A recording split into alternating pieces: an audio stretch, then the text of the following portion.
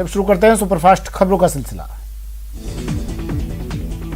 PM Narendra Modi ने Tajikistan की राजधानी दुशांबे में हो रहे शंघाई सहयोग संगठन समिट को आज वर्चुअली संबोधित किया।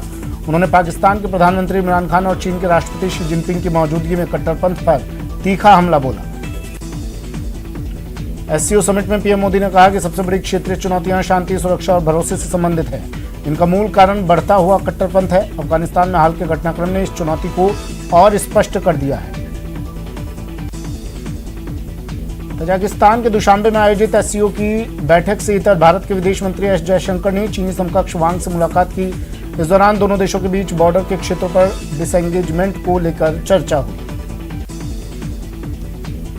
प्रधानमंत्री नरेंद्र मोदी का 71वां जन्मदिन आज। पीएम ने शुभकामनाएं देने वालों से अपील की है कि देश सेवा का प्रण लें। सेवा करते हुए फोटो शेयर करने को कहा।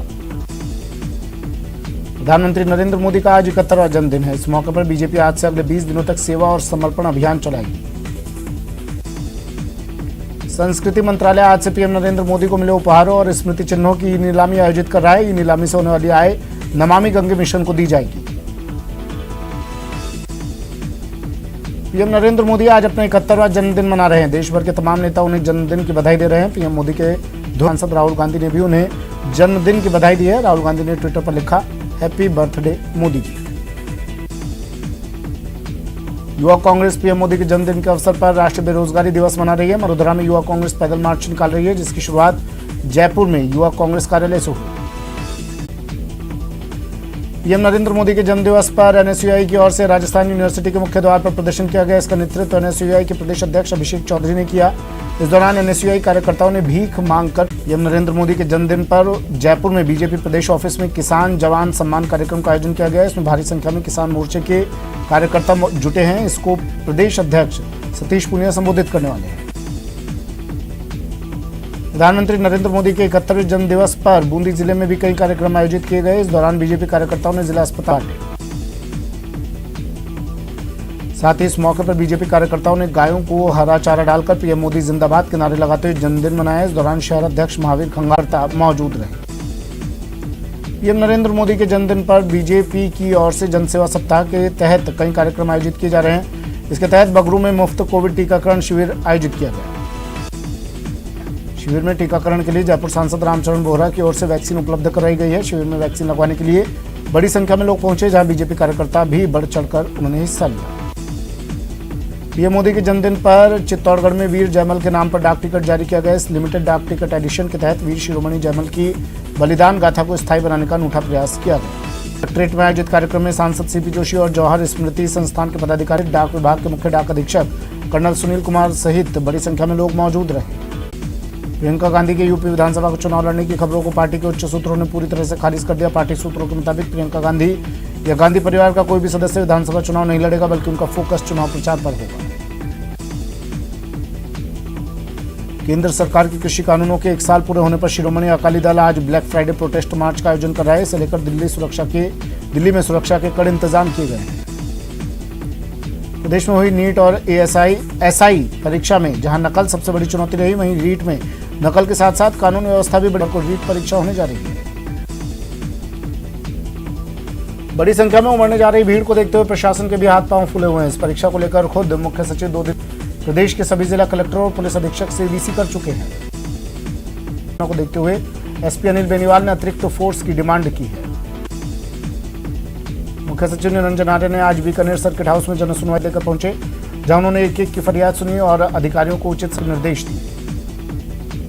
जनसुनवाई के दौरान जिले के सभी आला अधिकारी सर्किट हाउस में मौजूद रहे। मुख्य सचिव ने कहा कि आमजन की उचित सुनवाई करना प्रशासन का पहला काम है। सभी अधिकारी आमजन की समस्या को सुनकर जल्द निस्तारण की दिशा में काम करें। भारतीय क्रिकेट टीम के कप्तान विराट कोहली ने खुद ट्वीट के जरिए इसका ऐलान किया। कोहली ने एक पत्र में लिखा कि वो इसी साल अक्टूबर में T20 वर्ल्ड कप के बाद T20 टीम की कप्तानी छोड़ देंगे।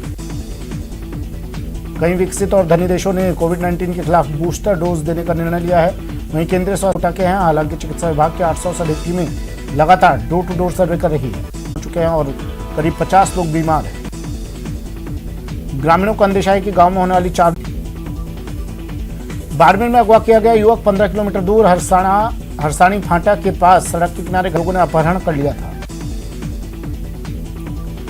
युवक अपनी मोटरसाइकिल से आ रहा था, तभी 6 लोगों ने उसकी मोटरसाइकिल को टक्कर मारकर उसको अगवा कर लिया। पीड़ित मोहनलाल जाट ने अपने चचेरे भाइयों पर पैसों के लेन देन में अगवा करने और मारपीट का आरोप लगाया है। बांसवाड़ा के टिम्बा गामड़ी गांव में पुराने विवाद को लेकर एक पक्ष ने दूसरे पर हमला बोल दिया, जिसमें 3 लोग घायल हो गए। घायलों को महात्मा गांधी अस्पताल में भर्ती करवाया गया। पीड़ित मोहनलाल के मुताबिक उसकी पत्नी जब खाना बना रही थी तभी दूसरे पक्ष के लोगों ने अचानक हमला कर दिया। आसपास के लोगों ने किसी तरह इन्हें बचाकर अस्पताल पहुंचाया। पुलिस ने मुकदमा दर्ज कर जांच शुरू कर दी है।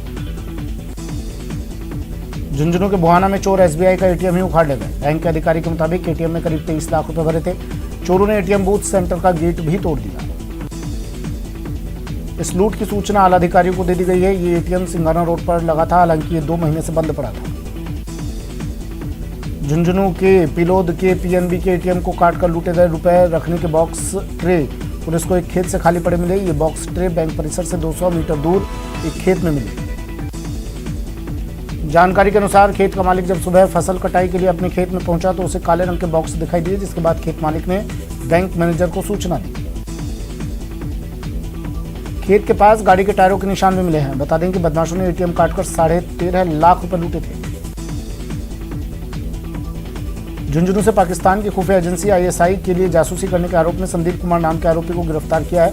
आरोप है कि संदीप पाकिस्तानी खुफिया एजेंसी आईएसआई को सेना की गोपनीय जानकारी पहुंचा रहा था। युवक को नरहड़ कस्बे से 12 सितंबर को गिरफ्तार किया गया, लेकिन इसका खुलासा 16 सितंबर को दोपहर में हुआ। इंटेलिजेंस के सूत्रों ने बताया कि 30 साल का संदीप नरहड़ क्षेत्र में आर्मी कैंप के बाहर इंडियन गैस एजेंसी चलाता है। गैस सप्लाई के बहाने आर्मी के कैंपस में उसका आना जाना था। इसी दौरान संदीप सोशल मीडिया के जरिए पाकिस्तानी खुफिया एजेंसी की महिला एजेंट के संपर्क में आया और छोटी मोटी सूचनाएं उस महिला एजेंट को देने लगा। मिलिट्री इंटेलिजेंस के सूत्रों के मुताबिक आरोपी संदीप के मोबाइल फोन से कई महत्वपूर्ण जानकारी और इनपुट्स प्राप्त हुए, जिसको बेहतर तरीके से खंगाला जा रहा है। श्रीगंगानगर के इंदुमल कोट थाना क्षेत्र में हुई हेरोइन तस्करी के मुख्य आरोपी को श्रीगंगानगर पुलिस ने पंजाब से गिरफ्तार किया है। श्रीगंगानगर पुलिस ने अमनदीप सिंह को पंजाब के फिरोजपुर के पीर इस्माइल खान स्थित उसके गांव से गिरफ्तार किया। जानकारी के अनुसार अमनदीप सिंह के संबंध अंतर्राष्ट्रीय स्तर पर मादक पदार्थों की तस्करी करने वाले गिरोह से हैं, जिसके बारे में पुलिस पूछताछ कर रही है। इस मामले में अब तक एक महिला सहित कुल 7 लोगों की गिरफ्तारी की जा चुकी है। गौरतलब है कि 8 फरवरी को इंदुमल कोट थाना क्षेत्र के अंतर्राष्ट्रीय बॉर्डर पर स्थित मदनलाल चौक चेक पोस्ट पर हेरोइन की तस्करी हुई थी। बीएसएफ के जवानों ने जब सीमा पार तस्करों की हलचल देखी तो पाकिस्तानी तस्करों पर फायरिंग कर उन्हें वापस पाकिस्तान खदेड़ा था। अलवर की सदर थाना पुलिस ने अवैध शराब से भरा कंटेनर जब्त करने के साथ ही ड्राइवर को भी गिरफ्तार किया। कंटेनर से 685 पेटी शराब मिली है, जिसकी कीमत 40 लाख से अधिक बताई जा रही है। मिली जानकारी के मुताबिक शराब की एक खेप हरियाणा से गुजरात पहुंचाई जा रही थी। ट्रक चालक को ये ट्रक जयपुर से आगे दूसरे ड्राइवर को सुपुर्द करना था, जो इसे आगे लेकर जाता।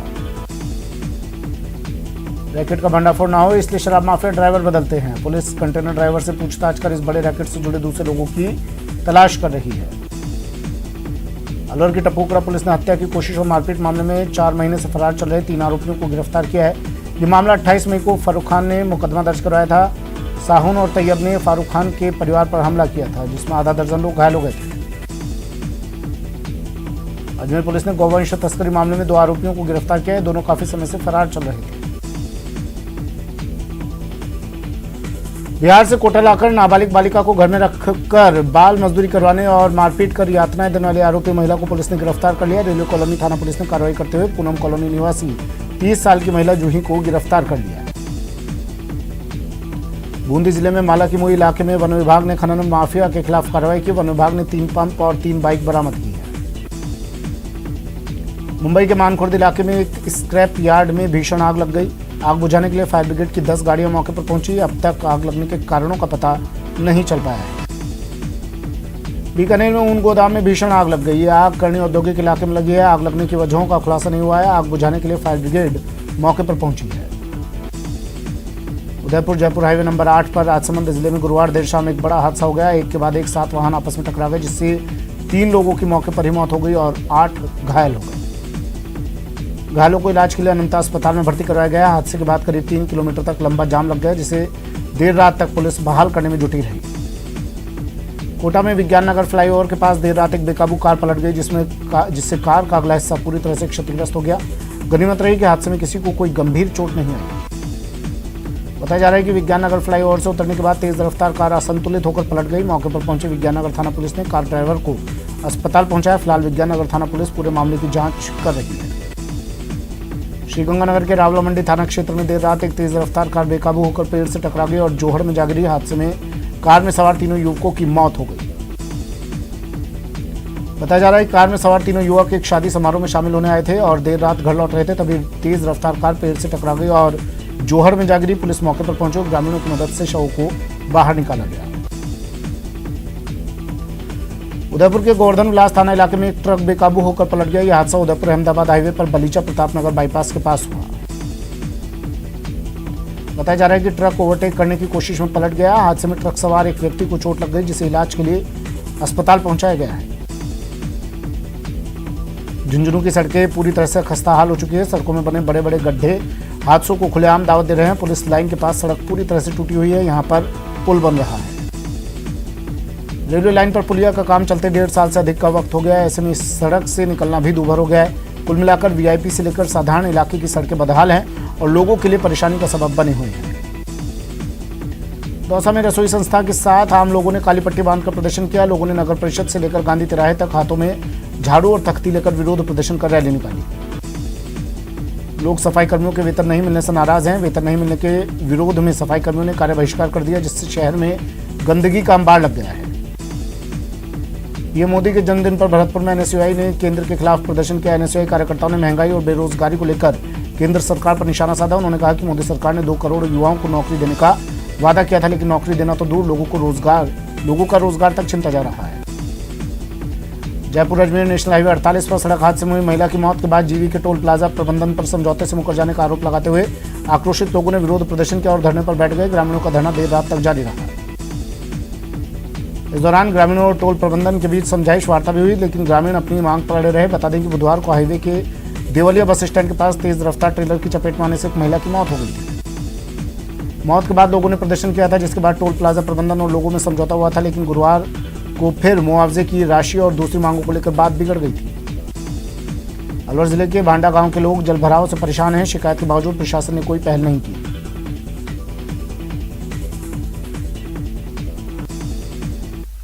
वक्त एक ब्रेक का, जल्द हाजिर होंगे।